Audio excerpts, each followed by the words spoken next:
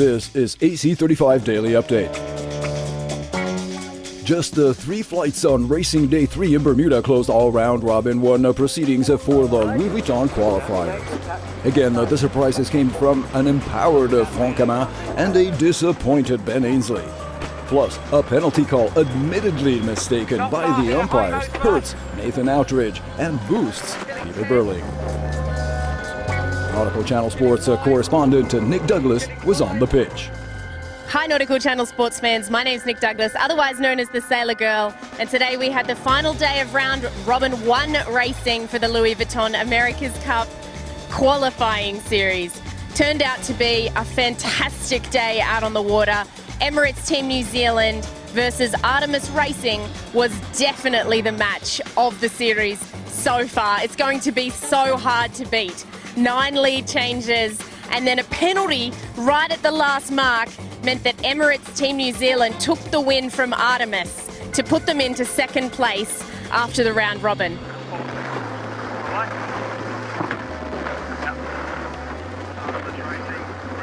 And that's where it's so hard that the umpires are separated. I mean, I know there's 3 in the box and there's 2 boats on the water, but I mean, there's always been a lot of question as to whether that's the correct way to go, but it's so technical. Well, the thing is, these boats are going so fast, and with such high closing speeds, it is very difficult for an umpire to make that call. Hard for everybody, obviously. Especially if he has to make the decision within 20 seconds. I'm sure if he got to review it like they do, say, in cricket or rugby league, you know, they sometimes spend 3-4 minutes trying to work out who was in the right or if it was a try or not.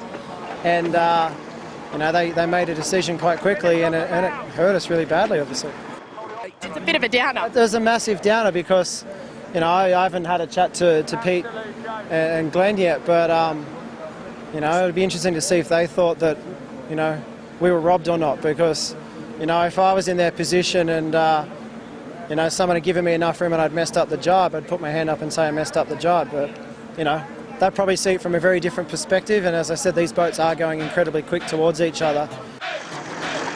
Well.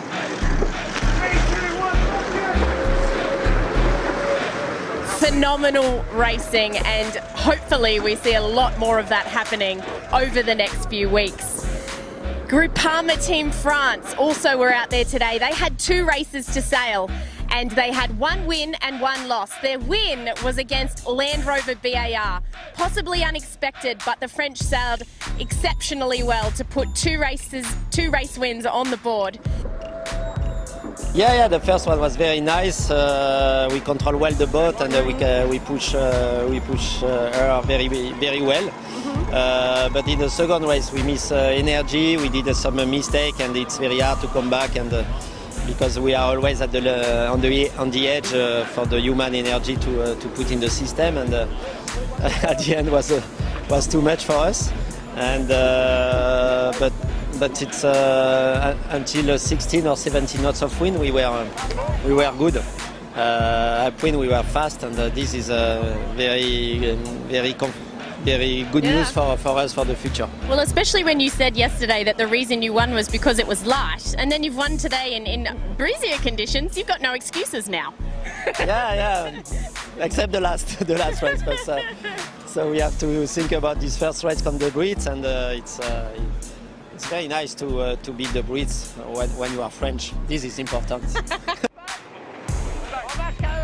They also had a loss to SoftBank Team Japan, who sailed absolutely magnificently in the last race of today. In fact, it is the most fly time we've seen of any boat in the series so far. They almost had 100% on their foils for the first few laps of the race, which was just incredible to see. And I spoke to Fuku, Sofuku rather, but known as Fuku to most of his friends, about what it means to be involved with the America's Cup again, once again for Team Japan. And it was lovely to catch up with him after the racing, I have to say. Day by day we're improving a lot. This learning curve is very steep. Like the race today, we had a really good race. We learned from the previous race, 2 races we lost against 2 teams, and day by day we're improving, and if we do well, at the end of the day, the results will follow.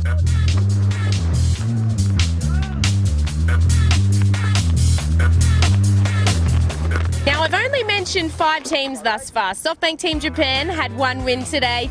Groupama Team France had 1 win and 1 loss. Artemis Racing had a loss to Emirates Team New Zealand. So close.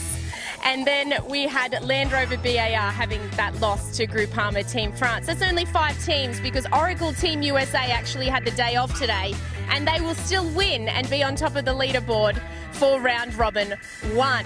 This is going to be very interesting. If Oracle Team USA are on top at the end of the round robin series, then whomever the challenger is against the defender will have to win 7 races to take away the cup.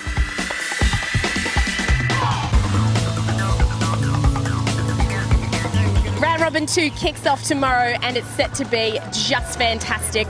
Oracle Team USA, even with their day off today, as I mentioned, lead the way on 5 points with 1 carryover from the Louis Vuitton America's Cup World Series and 4 wins from Round Robin 1. Also on 4 wins, but in second place with just 4 points, Emirates Team New Zealand, and in third, the boat with actually the least wins in round robin 1 is Land Rover BAR with 1 win and the 2 bonus points that they've carried over from the Louis Vuitton America's Cup World Series. You know, it's starting to become a bit of a fight at the bottom end of the table there with a few teams, ourselves included, making sure that no one wants to be that one team that gets eliminated. And Groupama Team France have really, I think, impressed a lot of people how they've come from being a new team. They've really worked hard on their development and improving through this series, and good on them. It's great to see. Then the other remaining 3 teams, Groupama Team France, Artemis Racing and SoftBank Team Japan, are all on 2 points each. We'll see 5 teams out racing tomorrow, with SoftBank Team Japan having a day off, much like Oracle Team USA had a day off today. My name's Nick Douglas, otherwise known as the Sailor Girl. You're watching the Nautical Channel. Make sure you stay tuned for all of the 35th America's Cup action right here in Bermuda. Sign up for tomorrow. Keep up with all the latest at the 35th America's Cup with Sailor Girl adventurer Nick Douglas on AC35 Daily Update from Bermuda. As Sea Sports plunge into the action.